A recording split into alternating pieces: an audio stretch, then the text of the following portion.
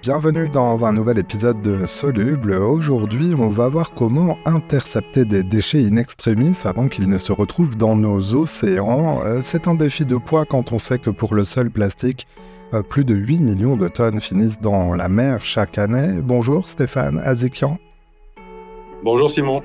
Tu es le cofondateur de Polystock. C'est une société basée dans le sud-est du pays, en France, entre Cannes et Mandelieu, sur les deux localités. Ta société est spécialisée dans le développement de solutions permettant de réduire ou d'annuler l'impact négatif des activités humaines sur les milieux naturels. Et avec toi, nous allons parler d'une de tes solutions. Je pense aux filets anti-déchets qui permettent donc de les intercepter à la sortie des réseaux des eaux pluviales. Je vais chercher à tout savoir de ce que tu repêches.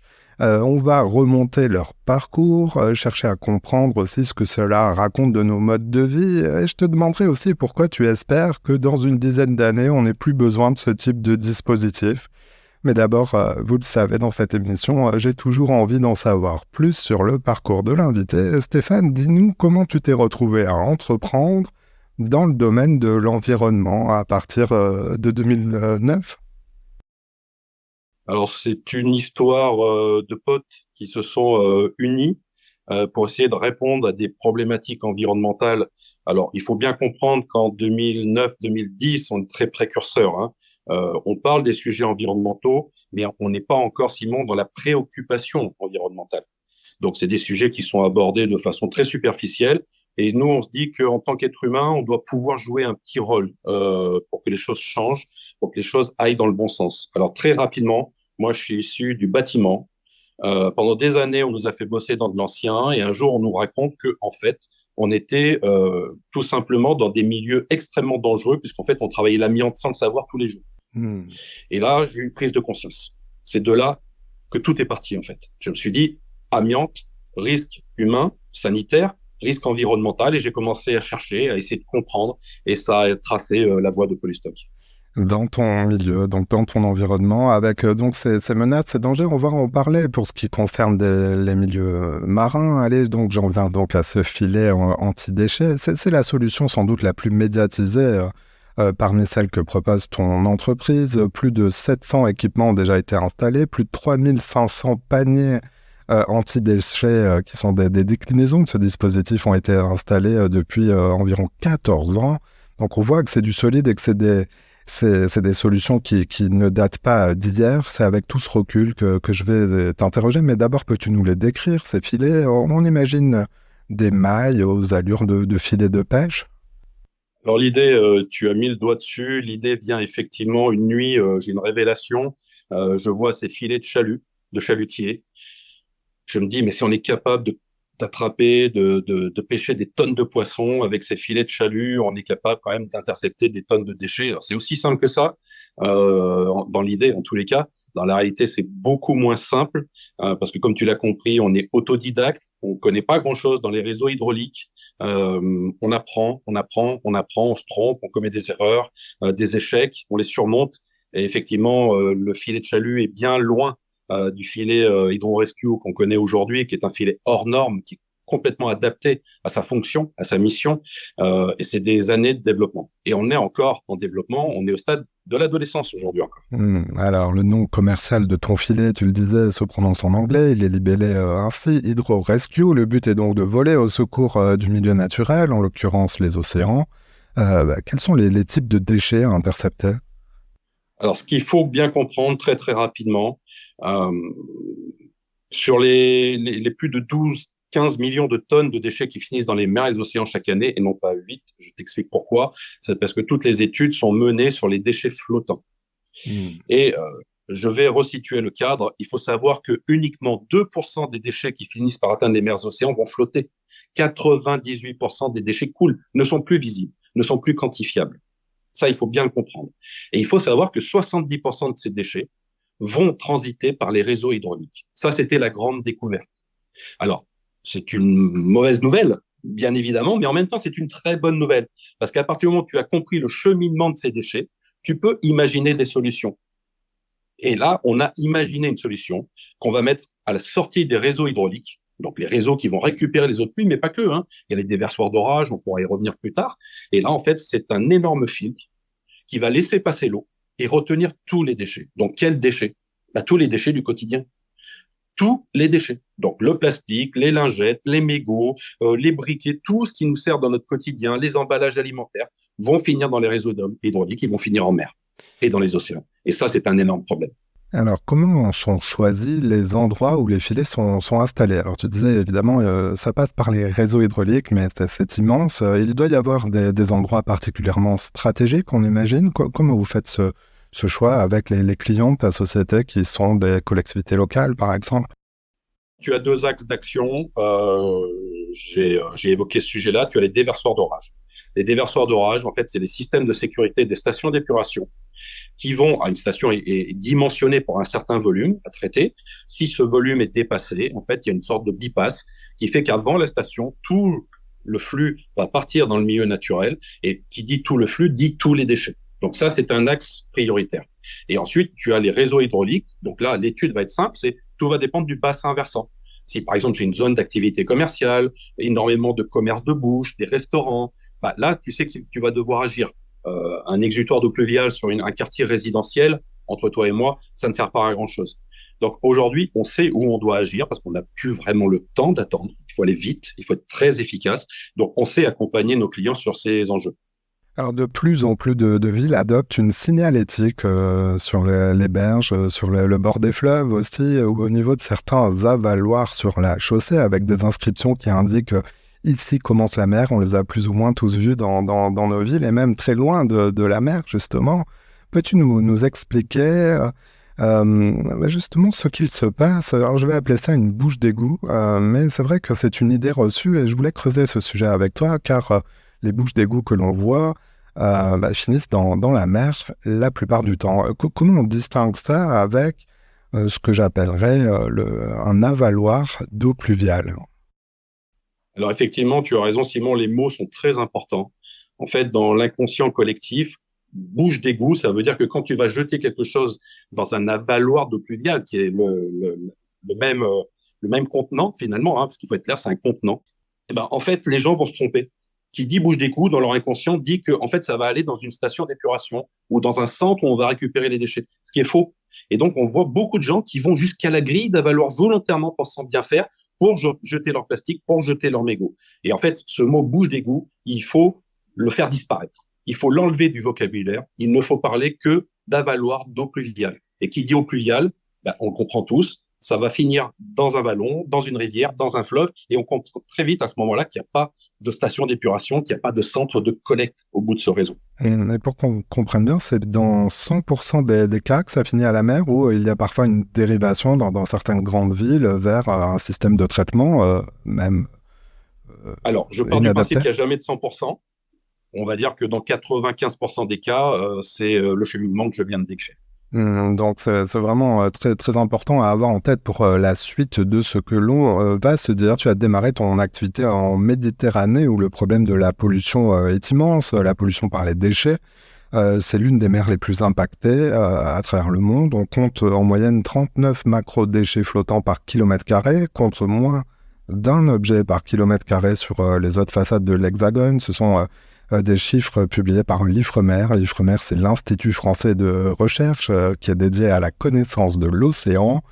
Alors, en réduisant le volume de déchets rejetés à la mer, le but est bien de protéger la vie dans l'océan. Explique-nous en quelques mots. Alors, on a noté que tu n'es pas un biologiste, mais explique-nous en quelques mots pourquoi il y avait urgence à agir et en quelque sorte pourquoi cette urgence demeure.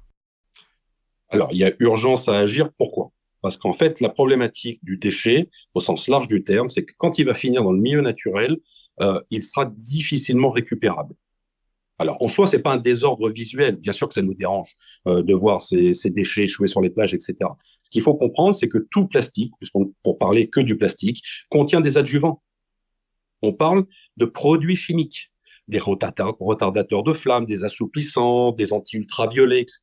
Et quand le plastique va se fragmenter, donc il va devenir un objet qui va se transformer en poussière, pour que les gens comprennent bien, ben en fait, il va relarguer.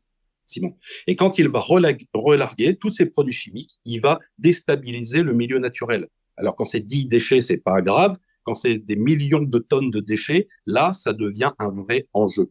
Et la problématique, c'est que les gens ne comprennent pas, c'est que, en fait, la surface des mers et des océans subit le bombardement solaire, et là, il y a une évaporation. Et c'est pour ça qu'aujourd'hui, on dit qu'il pleut du plastique. En fait, du plastique, il y en a de partout. Parce que, en fait, la première couche des mers et des océans est tellement saturée que ces nanoparticules vont partir dans l'atmosphère. Et voilà. Et aujourd'hui, c'est à la fois un problème écologique, environnemental, mais également un problème sanitaire.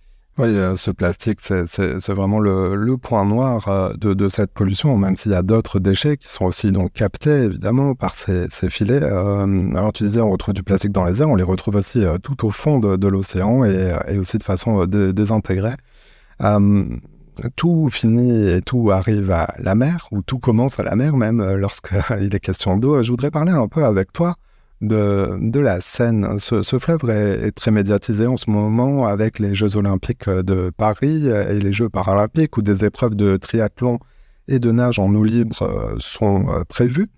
Il y a aussi la perspective de rouvrir la Seine à la baignade pour le grand public à partir de l'année 2025. C'est une baignade qui est interdite pour cause de pollution depuis plus de 100 ans. Les choses s'améliorent, mais comment perçois-tu la situation actuelle? Tu agis également sur ce fleuve avec des solutions de Polystock.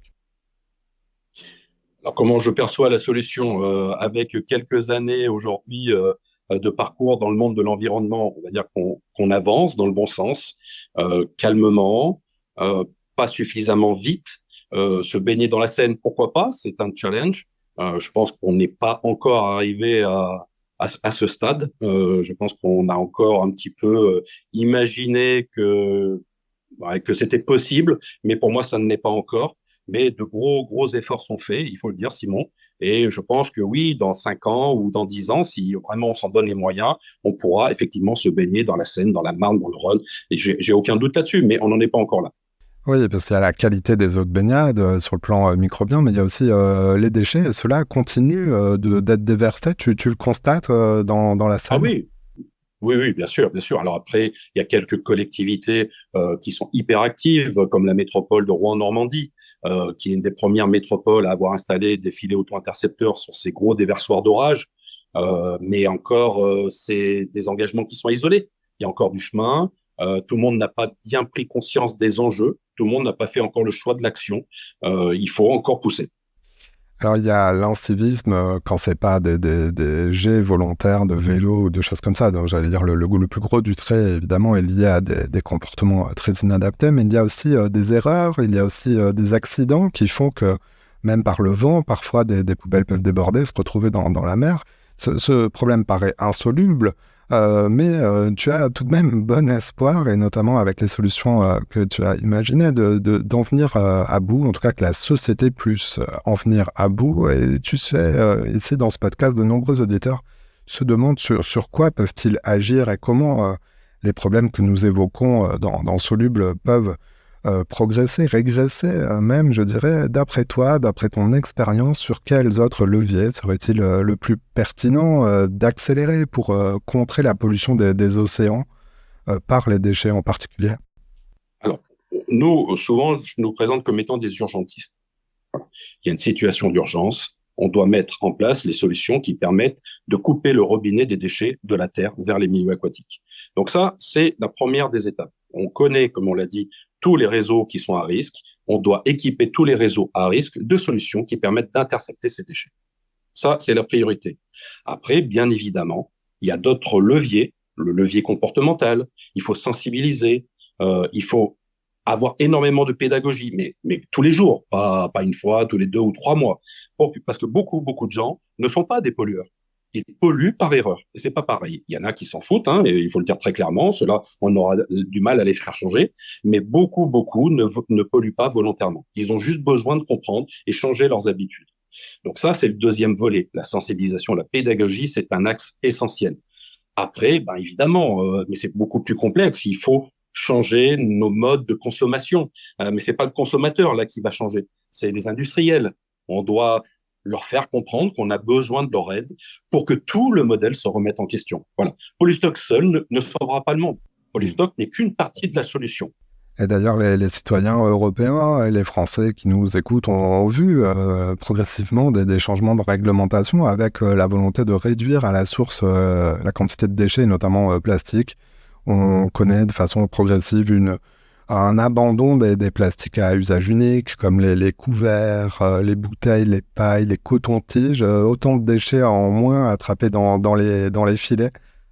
Oui, alors après, si tu veux, nos filets ont révélé certaines pollutions qui étaient passées sous les écrans radars. Je vais parler de la lingette, parce que tout le monde sait que je suis en guerre contre la lingette.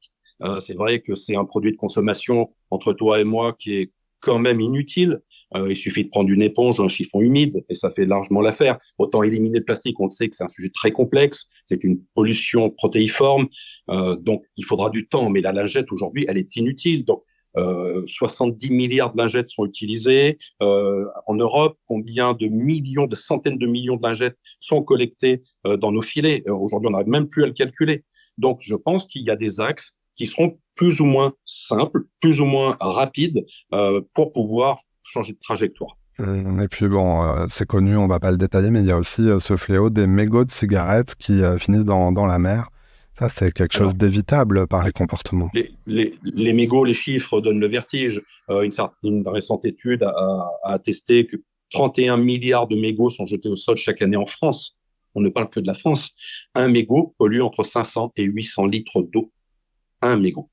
Donc, c'est pour ça d'ailleurs qu'on a inventé des solutions plus spécifiques qui sont les paniers filtrants qu'on met justement sous les grilles d'avaloir et dont la mission numéro 1 est d'intercepter les mégots. C'est un fléau, tu as raison Simon, il fallait le souligner. Allez, un dernier mot géographique. Donc, je disais, bon, tu interviens avec tes installations, pas que dans le sud-est de la France, mais tout récemment, au mois de juin, 3 nouveaux filets ont été installés dans ta ville, je crois, ta ville d'origine, Mandelieu, la Napoule. Est-ce que tu peux nous décrire le système qui est mis en place? Parce que là, il y a un nombre conséquent de filets, plus d'une trentaine de filets dans la ville. Quels sont les résultats et comment ça s'opère tout cela? Alors, il faut savoir qu'aujourd'hui, nous avons nos championnes et nos champions, bien évidemment. Donc, Mandelieu-la Napoule fait partie d'une des communes les plus actives de France, mais on pourrait citer la ville de Cannes, la ville de Saint-Tropez. Saint-Tropez, c'est plus de 150 paniers installés. Mandelieu, on va dire qu'on est plus près des 50 dispositifs aujourd'hui, que ça soit filet ou panier. Et évidemment, comme on l'a expliqué, l'installation ne s'est pas faite n'importe comment et n'importe où, vraiment sur des sites qu'on a estimés comme étant à risque environnemental. Et là, ben, en fait, on est tout simplement en train de contrôler une situation. C'est ça. On ne pourra pas contrôler une situation avec un filet ou un panier. Il faut un maillage intelligent. Et là, effectivement, on va pouvoir stopper ce flux de la terre vers les milieux aquatiques et notamment Mandelieu, où il y a un lien avec l'eau qui est très fort. Et la Méditerranée nous fait tous rêver. Si vous avez donc bien suivi cet épisode, notez en priorité l'histoire des avaloirs. Ce n'est pas une poubelle, même si vous pensez bien faire, ça finit directement à la mer. On va suivre toutes ces évolutions en te suivant, si on le souhaite, sur les réseaux sociaux. Je vais mettre dans la description de cet épisode les liens utiles. Je sais que tu prends souvent la parole sur le réseau social LinkedIn. Oui, on est très présent sur Link. On a beaucoup de gens qui nous suivent. Je les remercie parce qu'on a vraiment besoin de votre soutien. Aujourd'hui, on ne pourra changer de trajectoire qu'avec le soutien de tous. C'est une affaire collective, c'est une mission collective. Stéphane Azikian, donc entrepreneur du sud de la France, entrepreneur dans le développement durable et le cofondateur de Polystock. Merci d'être passé dans cette émission. Merci à toi, Simon.